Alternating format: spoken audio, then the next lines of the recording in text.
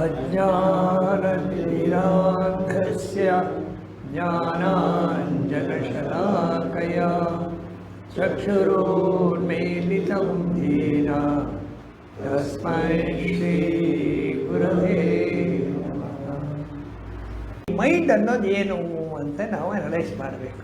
Mind ಅನ್ನೋದು ಏನು, intellect ಅನ್ನೋದು ಏನು, ಪ್ರಾಣ ಅನ್ನೋದು ಏನು ಅಂತ ಸ್ವಲ್ಪ ಸೂಕ್ಷ್ಮವಾಗಿ ಅನಲೈಸ್ ಮಾಡಿದಾಗ ಪ್ರಾಣಮಯ ಕೋಶ ತೈತರಿಯ ಉಪನಿಷತ್ ಬಂದಾಗ ಪಂಚಕೋಶ, ಈಗ ನಾವು ಮಾಡ್ತಾ ಇರೋದು ಅವಸ್ಥಾತ್ರಯ ವಿವೇಕ, ಪಂಚಕೋಶ ವಿವೇಕದಿಂದ ಸಪೋರ್ಟ್ ತಗೋತೀವಿ. ಯಾಕೆ? ಮೈಂಡು ಇಂಟೆಲೆಕ್ಟ್ ಅನಾಲಿಸಿಸ್ಗೆ. ಹೌದಾ? ಸೊ ಪ್ರಾಣಮಯ ಕೋಶದಲ್ಲಿ ಏನಾಗುತ್ತೆ, ಪ್ರಾಣ ಅಂದರೆ ನಾವು ಹೇಳಿದ್ರೆ ಲೀನಿಯರ್ ಮೂವ್ಮೆಂಟ್ ಅಂತ. ಈಗ ಪಂಚಪ್ರಾಣ ಅಂದರೆ ಪ್ರಾಣ ಅಂದರೆ ಒಳಗಡೆ ಆಗ್ತಾ ಇದೆಯಲ್ಲ, ಪ್ರಾಣ ಅಪಾನ ಉಸಿರಾಡೋದಲ್ಲ, ಒಳಗಡೆ ಪಂಚಪ್ರಾಣ ಇದೆ ನಮ್ಮ ಹತ್ರ. ಪ್ರಾಣ ಅಪಾನ ವ್ಯಾನ ಉದಾನ ಸಮಾನ ಅಂತ. ಸೊ ಒಂದು ವೇಳೆ ನಾವು ವ್ಯಾನ ಅಂತ ಇಟ್ಕೊಳ್ಳಿ. ವ್ಯಾನ ಅಂದರೆ ಸರ್ಕ್ಯುಲೇಷನ್, ಬ್ಲಡ್ ಸರ್ಕ್ಯುಲೇಷನ್ಗೆ ಒಂದು ಪ್ರಾಣ ಕೆಲಸ ಮಾಡ್ತಾ ಇದೆ. ಅದು ಮೂಮೆಂಟ್ ಏನು? ಲೀನಿಯರ್. ಹೌದಾ? ಸೊ ಪ್ರಾಣದಲ್ಲಿ ಏನಾಗುತ್ತೆ, ಲೀನಿಯರ್ ಮೂಮೆಂಟ್ ಇರುತ್ತೆ.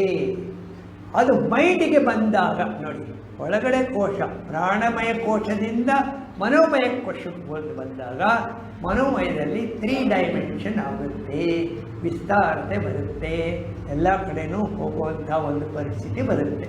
ಯಾವುದು? ಮನೋಮಯ ಕೋಶದಲ್ಲಿ ನಾನಿದ್ದೀನಿ, ಎಲ್ಲ ಕಡೆನೂ ಇದ್ದೀನಿ ಅನ್ನೋವಂಥ ಒಂದು ಸ್ಥಿತಿ ಬರುತ್ತೆ ಮೈಂಡಿಗೆ. ಆ ಮೈಂಡಿಂದ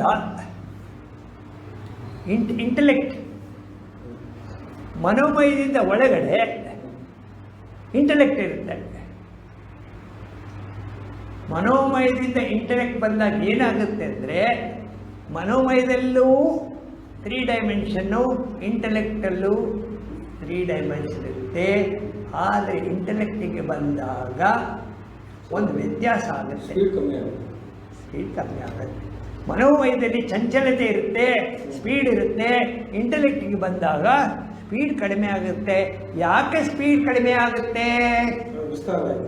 ಯಾಕೆ ವಿಸ್ತಾರ ಕಮ್ಮಿ ಆಗುತ್ತೆ?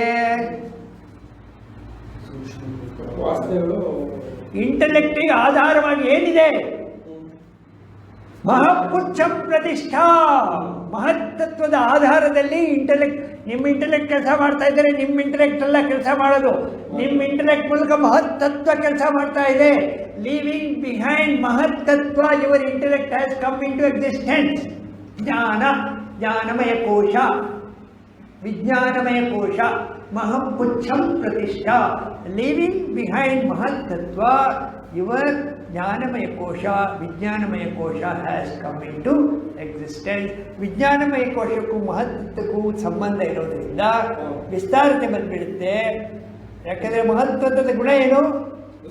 ವಿಸ್ತಾರತೆ. ಸೊ ನೀವು ಈ ಏನೋ ಡಾಕ್ಟ್ರೇಟ್ ಮಾಡಿ ರಿಸರ್ಚ್ ಇವರೆಲ್ಲ ಕೂತಿರ್ತಾರಲ್ಲ, ಅವ್ರು ಎಷ್ಟು ಗಂಟೆಗಳು ಬೇಕಾದರೂ ಥಿಂಕ್ ಮಾಡ್ತಾ ಕೂತಿರ್ತಾರೆ. ಯಾಕೆಂದರೆ ಸಮಾಧಾನ ಬಂದಿರುತ್ತೆ, ವಿಸ್ತಾರತೆ ಬಂದಿರುತ್ತೆ.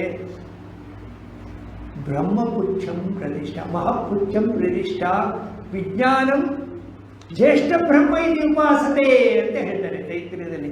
ವಿಜ್ಞಾನವನ್ನು ಬ್ರಹ್ಮ ಅಂತ ಹೇಳಿ ಕರೀತಾರೆ. ನಾವು ನೋಡ್ತಾ ಇರೋ ಡೆವಲಪ್ಮೆಂಟ್ಸ್ ಏನೇನು ಕಾಣ್ತಾ ಇದ್ದೀವಿ ಹೊರಗಡೆ, ಇದೆಲ್ಲ ವಿಜ್ಞಾನಮಯ ಕೋಶದ ಇದು ಮಾಡಿಫಿಕೇಷನ್. ಸೊ ಅದು ಜ್ಯೇಷ್ಠ ಬ್ರಹ್ಮ.